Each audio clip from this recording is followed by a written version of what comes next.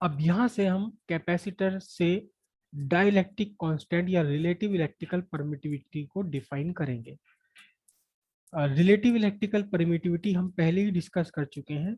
The basic definition of relative electrical permittivity epsilon R, जिसे हम dielectric constant के भी कहते हैं, is the ratio of electrical permittivity of medium to the electrical permittivity of free space. It is a pure ratio, it has no constant. This is the basic definition of electrical permittivity, relative electrical permittivity और dielectric constant. ये हम पहली बात कर चुके हैं किसमें, Coulomb's law में। याद कीजिए वहां हमने इन दोनों को एक और डिफाइन किया था, क्या, F naught by F M. Relative electrical permittivity of a medium is equal to the ratio of force, electrostatic force between 2 point charges when placed in free space to the electrostatic force between same charges kept at same distance in medium. ये है, this is the basic definition of relative electrical permittivity, dielectric constant. This is the definition of relative electrical permittivity in terms of electric force between point charges. Relative electrical permittivity of medium is equal to the ratio of electrostatic force between 2 point charges kept in free space to the electrostatic force between same charges kept in medium at same separation. इन दोनों forces का। अब यहां से dielectric constant की एक और definition निकाल कर लाएंगे, इलेक्ट्रिकल परमिटिविटी की एक और डेफिनेशन निकाल कर लाएंगे। कैसे?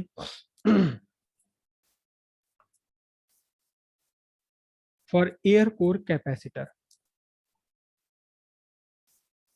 जिसमें कैपेसिटर की प्लेट्स के बीच में एयर है, तो मैं इसे लिखूंगा C naught is equals to epsilon naught A upon d farad. ठीक है। when the space between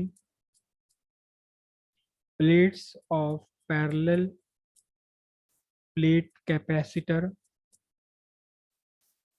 is completely filled with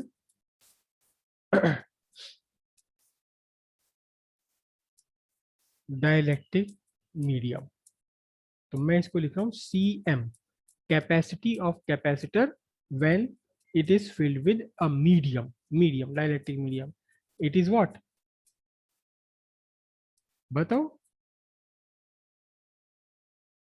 epsilon या के एप्सिलॉन मीडियम। नॉट ए अपॉन डी, या के एप्सिलॉन को आप के इंटू एप्सिलॉन नॉट को आप क्या लिख सकते हैं, epsilon naught epsilon upon D.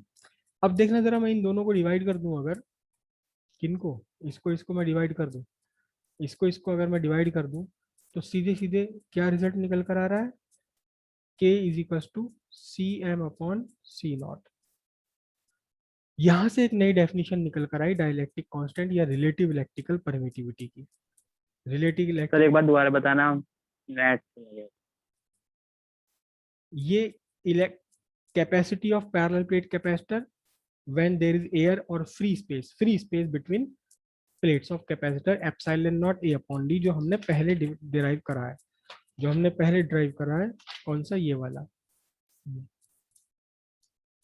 जब एयर है या फ्री स्पेस है, एयर भी नहीं, हम कहते हैं फ्री स्पेस, ठीक है, एप्सिलॉन नॉट ए अपॉन डी फेरेड।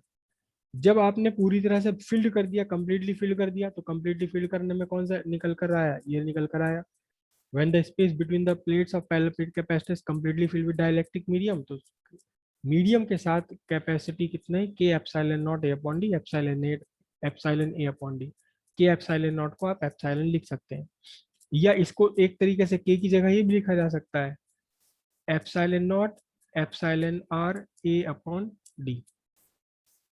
के और एप्सिलॉन आर ए की बात है, या तो रिलेटिव इलेक्ट्रिकल परमिटिविटी कह दीजिए या डाइलेक्ट्रिक कांस्टेंट कह दीजिए। अब देखना जरा ध्यान से, मैं इनको इस पूरे को, इक्वेशन को यहां से अगर डिवाइड कर दूं दोनों के सेम साइड, तो इधर से capacity filled with medium divided by capacity with free space, और इसमें डिवाइड होकर एप्सिलॉन नॉट एडी कैंसिल हो जाकर क्या बचेगा, के बचेगा। तो के और epsilon R is equal to क्या बचा, capacity of parallel plate capacitor filled with medium to the capacity of same capacitor when there is free space between the plates of capacitor। तो यहाँ से एप्सिलॉन रिलेटिव इलेक्ट्रिकल परमिटिविटी या dielectric constant की एक नई definition निकल कर आती है। एक नई डेफिनेशन निकल कर आती है क्या, dielectric constant of a medium या relative electrical permittivity of medium is equal to the ratio of capacity of parallel plate capacitor completely filled with the medium, capacity of parallel plate capacitor completely filled with the medium to the capacity of same capacitor when there is free space between the plates of capacitor। एक बार capacitor की capacity निकालो तब जब उसके बीच आपने पूरी तरह से डाइलेक्ट्रिक मीडियम भरा हुआ है, फिर उसकी कैपेसिटी निकालो तब जब उस प्लेट्स के बीच में क्या है, फ्री स्पेस है, और इन दोनों कैपेसिटीज का रेशियो ही कहलाएगा क्या, डाइलेक्ट्रिक कांस्टेंट। डाइलेक्ट्रिक कांस्टेंट की एक नई डेफिनेशन निकल कर आई, आपके नोट्स में लिखी हुई है पूरी है। इस बीच हमने एक जगह और यूज करा है, क्या कहाँ यूज किया है, ये रहा, E naught by E naught minus E i. ये हमने एक और डेफिनेशन यूज करी इसकी जगह, क्या, E naught upon E naught minus E i. ये क्या है, ये है एप्लाइड इलेक्ट्रिक फील्ड, और ये क्या चीज है, ई नॉट माइनस ई आई, ये है net electric field inside the dielectric medium. इन दोनों का रेशियो भी क्या कहलाता है, के और एप्सिलॉन आर। तो यहां से डाइलेक्ट्रिक मीडियम की एक और डेफिनेशन निकल कर आती, क्या, डाइलेक्ट्रिक कांस्टेंट या relative electrical permittivity. Sir 1/k होनी चाहिए। यस सर 1/k होनी चाहिए। कुछ आप कंफ्यूज कर रहे हो या मैं कंफ्यूज हूँ? सर एप्सिलॉन नॉट ऊपर है। ये एप्सिलॉन नॉट नहीं है, this is electric field. Sorry sir, yes it is not electrical permittivity, it is electric field. ये इलेक्ट्रिक फील्ड, जिस इलेक्ट्रिक फील्ड में आपने डाइलेक्ट्रिक मीडियम को रखा है, ये वो इलेक्ट्रिक फील्ड, और ये E naught minus i net electric field inside the dielectric slab. ये देखो ना, इसको देखो ध्यान से, ई नॉट अपॉन ये, इस पूरे को हमने 1 अपॉन के रखा था, E naught minus E upon E naught इसे रखा था क्या, 1/k रखा था। तो ये है आपका के, कंफ्यूज मत करो इसमें। Net applied electric field to the net electric field inside the dielectric. Net electric field inside the dielectric हमेशा कमजोर होता है, कम होता है अप्लाइड इलेक्ट्रिक फील्ड से। तो इसकी रेशियो की वैल्यू हमेशा मोर देन 1 आती है। अगर मैंने इसको ऊपर रख लिया, नीचे कर लिया, तो हमेशा लेस देन 1 आएगी, हमेशा मोर देन 1 है। तो एक नई डेफिनेशन बनी रिलेटिव इलेक्ट्रिकल परमिटिविटी या डाइलेक्ट्रिक कांस्टेंट की, क्या, the ratio of applied electric field to the net electric field inside the medium when the medium is kept in external electric field is equal to dielectric constant और relative electrical permittivity। Dielectric constant or relative electrical permittivity of a medium is equal to the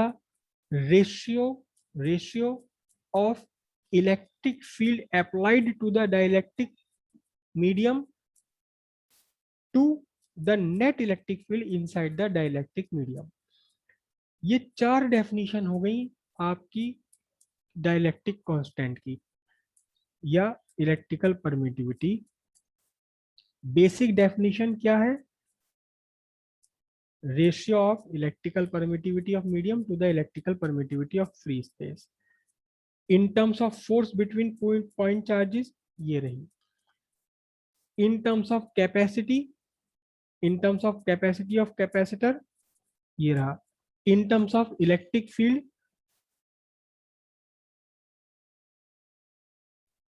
ये रहा। 4 definition है। बहुत ही ज्यादा common question है ये dielectric field को define कराना या रिलेटिव इलेक्ट्रिकल परमिटिविटी डिफाइन करने के लिए। 1 नंबर में बहुत बार ये क्वेश्चन आ चुका, बहुत बार, 1-2 बार नहीं, 10वीं 20वीं बार आ चुका। मतलब हर दूसरे तीसरे साल ये क्वेश्चन दे दिया जाता है, और जब एग्जामिनर आपके एग्जाम में आते हैं वाइवा लेने के लिए, वाइवा में, तो वहां तो फिर ये बहुत ही बार पूछा जाता है। जब आपसे कहा जाए define relative electrical permittivity of dielectric या डाइलेक्ट्रिक कांस्टेंट, तो आप ये बेसिक डेफिनेशन लिखेंगे। This is the basic definition. क्या? Ratio of electrical permittivity to the ratio of electrical permittivity of medium to the electrical permittivity of free space. कई बार आपसे पूछा जाता है define relative electrical permittivity in terms of capacity of capacitor, तब आपको ये डेफिनेशन लिखनी है। आपसे कहा जाता है define dielectric constant in terms of force between point charges, तब आपको ये डेफिनेशन लिखनी है।